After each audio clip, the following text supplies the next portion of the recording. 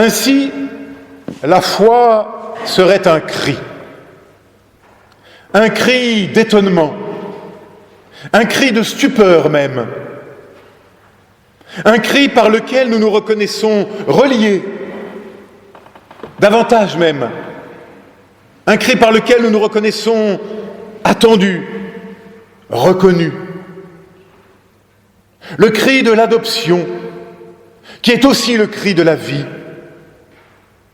Un cri par lequel nous nous reconnaissons filles, fils d'un autre, de celui qui est en amont de toute vie, de celui qui est la source même de toute vie. Ainsi, la foi serait un cri. Car il est tout de même surprenant que Paul, ici, emploie ce verbe « crier ». Ce n'est pas une erreur de traduction. Sans doute, peut-être un écho d'un véritable cri liturgique de la communauté primitive, où l'on ne se contentait pas de susurrer ou de murmurer, mais où l'on criait et où on confessait. Dans le Nouveau Testament, ce sont plutôt les pharisiens, les scribes et parfois les disciples qui murmurent, notait avec justesse le pasteur Alphonse Maillot. Ainsi, nous serions là en présence du premier cri, de la première liturgie, de la première communauté des filles et des fils de Dieu, ni plus, ni moins. Mais allons plus loin. Souvent dans les évangiles, ce sont les pauvres qui crient, les aveugles lorsque Jésus passe, la femme cananéenne qui veut que sa fille soit sauvée, ceux qui sont en proie de leurs tourments et de leurs démons, et puis Jésus lui-même qui crie lorsqu'il parle de son Père ou sur la croix. Et lorsque Jésus crie sur la croix, dans l'évangile de Matthieu, c'est le cri de son dernier souffle. Et c'est ce même souffle, son esprit, qui nous donne aujourd'hui à nous de pouvoir à notre tour crier, non plus pour expirer, mais tout au contraire pour inspirer la vie, sa vie, son souffle, son esprit. Et c'est ce cri qui fait de nous des filles, des fils de Dieu. Avant toutes nos prières, avant toutes nos définitions dogmatiques, il y a ce cri, ce double cri, celui du Christ qui nous fonde et le nôtre qui lui répond.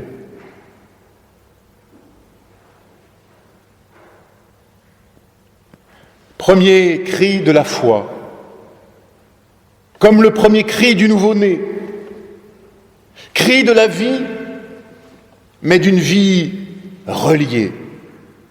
Car quel est ce cri, ce premier cri? Abba, Père. Abba, c'est de l'araméen, littéralement papa.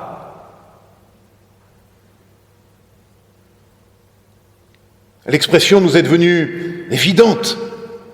Ne prions-nous pas chaque jour notre Père? Pourtant, comme le suggère très justement encore Alphonse Maillot, fils de Dieu, fille de Dieu, l'expression est d'autant plus à relever qu'elle n'est pas aussi fréquente que l'on pourrait le croire, même chez Paul.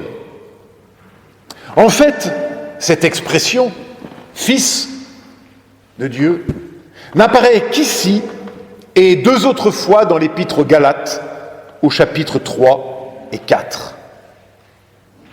Et dans les évangiles, précise encore Maillot, seul le Notre Père est aussi explicite que Romains 8 et les 2 Galates.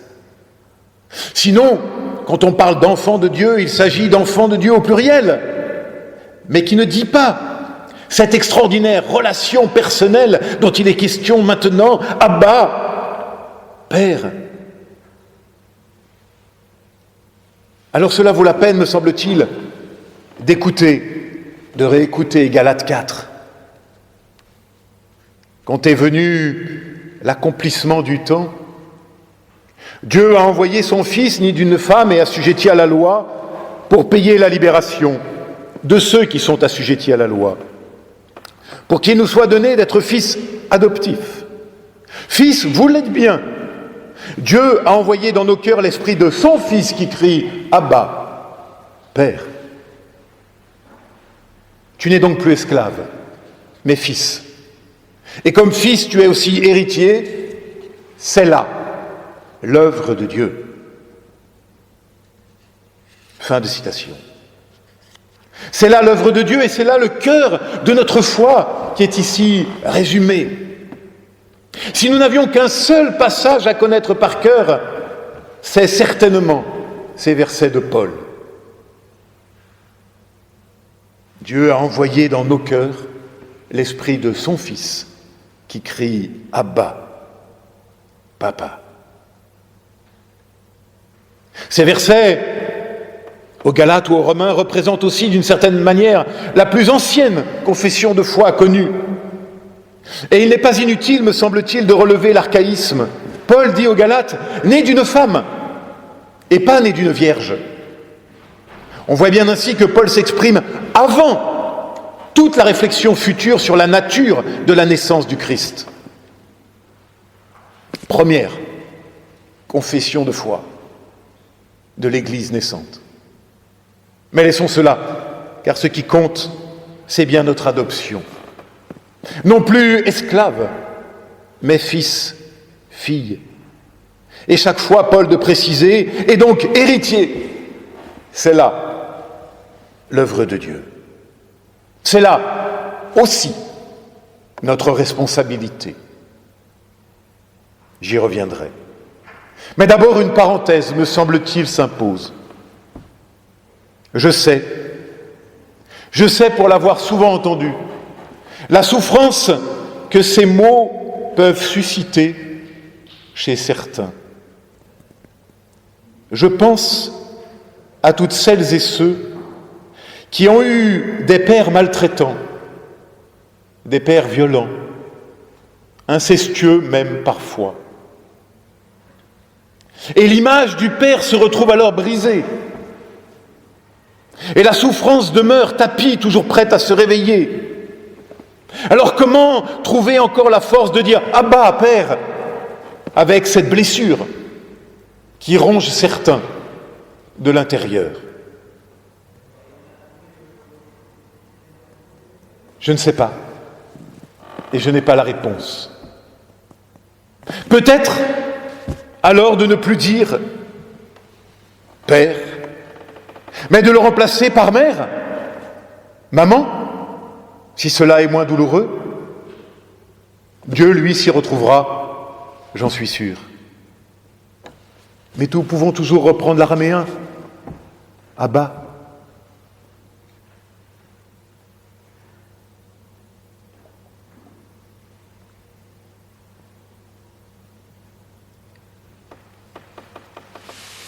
Nous ne pouvons pas nous résigner à ce que cette expression soit confirmée.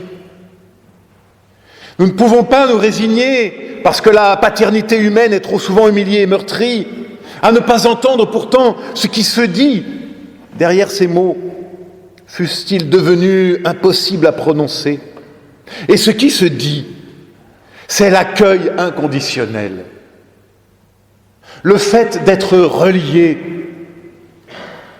Ce qui se crie ici, c'est le père de la parabole qui court à la rencontre de son fils. C'est aussi la mère qui crie pour que vive son enfant. Et c'est encore ce fils, cet homme de Nazareth, qui va jusqu'au bout de notre humanité, jusqu'à traverser la souffrance de la trahison, de l'abandon et de la croix, pour que par lui et à travers lui, la vie triomphe, pourtant, au petit matin de Pâques. Non, nous ne pouvons pas laisser confisquer cette image. Père, mère, Abba. Car c'est non seulement la sortie de la condamnation, mais aussi de la malédiction adamique qui est rompue. Le tragique de notre humaine condition est ici brisé pour nous introduire dans une autre manière d'être, dans la réconciliation. Et cette réconciliation dit aussi la fraternité enfin possible, promise, parce que toujours donnée à nouveau par cette adoption. Car ne nous y trompons pas, c'est bien de cela qu'il s'agit. Car si nous sommes, toi et moi, vous et moi, fils, filles d'un même père, alors nous nous retrouvons frères, sœurs. Alors nous sommes convoqués à la fraternité. Je dis convoqués à la fraternité, car la fraternité, ça ne vient pas de soi, et ça ne vient pas de nous. Dès le début du récit biblique, la fraternité est mise à mal. Et la fraternité du sang se révèle être une fraternité qui fait couler le sang du frère. Terrible récit de Caïn et d'Abel. Ainsi, au commencement de l'histoire, il y a la violence. Davantage même, il y a le meurtre. Nous aimons et voulons penser que la violence est accidentelle, anormale, et la quiétude serait l'état normal. Mais le récit biblique vient renverser cette perspective. Il nous rappelle que d'abord, il y a la violence et le meurtre. Depuis la nuit des temps, depuis Caïn, c'est-à-dire depuis la première fratrie, il y a la violence qui déborde lorsque les mots ne sont plus possibles. Le Premier Testament, dit la théologienne Marie-Laure Durand, a la réputation d'être un livre violent. Mais c'est parce que la réalité est aussi violente, décevante, douloureuse, surprenante, et que la Bible donne à voir le monde et les humains tels qu'ils sont. Fin de citation. Oui, il y a une sorte de violence originelle qui s'enracine dans l'incapacité d'une parole vraie. Revenons à Caïn et Abel. Si nous relisions le récit, nous pourrions constater que pas un mot ne nous est rapporté entre les deux frères. Incapacité d'échanger une parole. Et c'est dans l'absence d'une parole possible que s'origine, me semble-t-il, la violence. Pas seulement dans l'hubris ou la jalousie, mais bien d'abord dans l'impossibilité d'une parole et d'une parole vraie. Confisquer la parole, alors la violence, toujours, se déchaînera. Depuis l'origine, nous dit le récit biblique, il en est ainsi. Et il en sera sûrement toujours ainsi, car le mal est banal. Et c'est le surgissement d'une autre manière d'être qui est extraordinaire, merveilleuse, lumineuse. Et c'est cette manière d'être qui nous est très justement offerte aujourd'hui.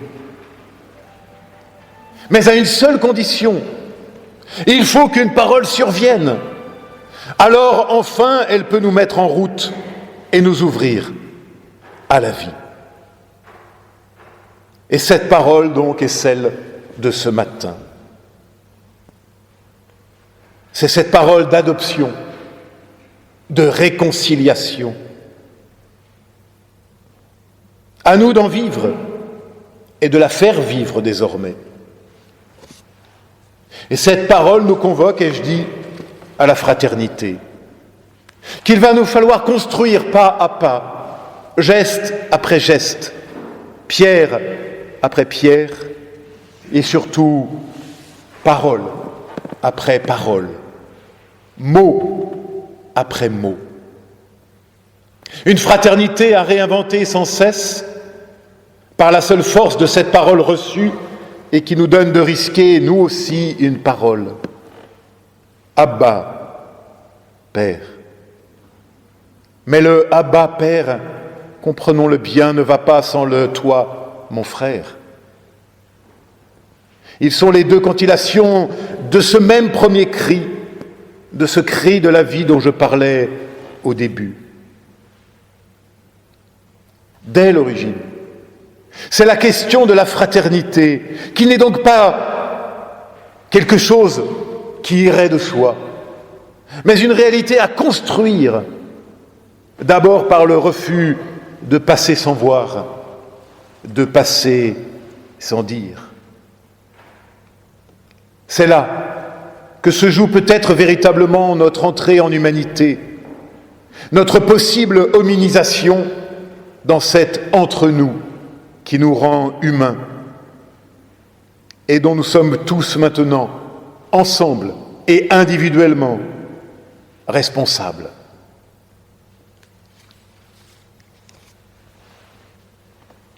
Parfois nous nous demandons « Qui suis-je » ? Mais là n'est pas la bonne question. La question est « Qui es-tu en relation avec l'autre » ? Il n'y a pas de définition de soi, il n'y a que de la relation, des dons reçus, des élans auxquels on acquiesce. Et ce qui compte, c'est que nous puissions répondre avec Paul « Abba, Père, Mère ». C'est-à-dire nous réenraciner dans ce qui fonde notre fraternité, qui est aussi notre humanité. Se découvrir fils et filles de la vie, héritiers de ce don incroyable et pourtant tellement essentiel. Tout se joue ici.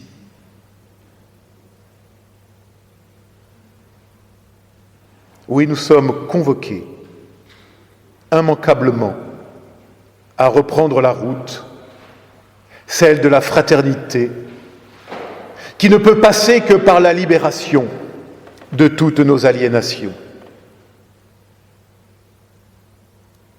Comment cela se fera-t-il ? D'abord et en premier lieu, me semble-t-il, par la reconnaissance de l'altérité et dans l'acceptation de cette altérité. C'est dans sa différence que je peux rencontrer l'autre, pas dans notre ressemblance. La diversité n'est pas le fruit de nos divisions, mais le fruit de la grâce, le fruit de l'esprit. Et comme le disaient admirablement les patriarches du Moyen-Orient il y a quelques années, ou nous vivrons ainsi en frères, ou nous mourrons. Et c'est là que nous retrouvons d'une façon très étonnante le nom de ce dimanche, celui de la Trinité. Quel rapport, me direz-vous ? Eh bien, qu'est-ce que la Trinité, sinon cette incroyable intuition, cette révélation que non seulement Dieu est le tout autre, l'altérité radicale, mais qu'au sein même de cette altérité, il y a aussi de l'autre. Si la foi est relation, c'est parce que la vie est relation. Si la vie est relation, c'est parce que Dieu est relation. Et si Dieu est relation, c'est parce qu'en Dieu aussi il y a de la relation. La Trinité ne nous dit pas tant ce qu'est Dieu, ce qui de toute façon toujours nous échappera, que ce qu'il est pour nous, c'est-à-dire encore et toujours relation, relation de vie, relation de don et source de toute relation possible. Et c'est cela qui nous fonde à devenir des artisans de paix de ceux, dit Matthieu, qui sont appelés fils de Dieu. Utopie, me direz-vous ? Bien sûr. Et c'est vrai qu'il ne suffit pas d'invoquer la fraternité, encore nous faut-il apprendre à vivre comme des frères.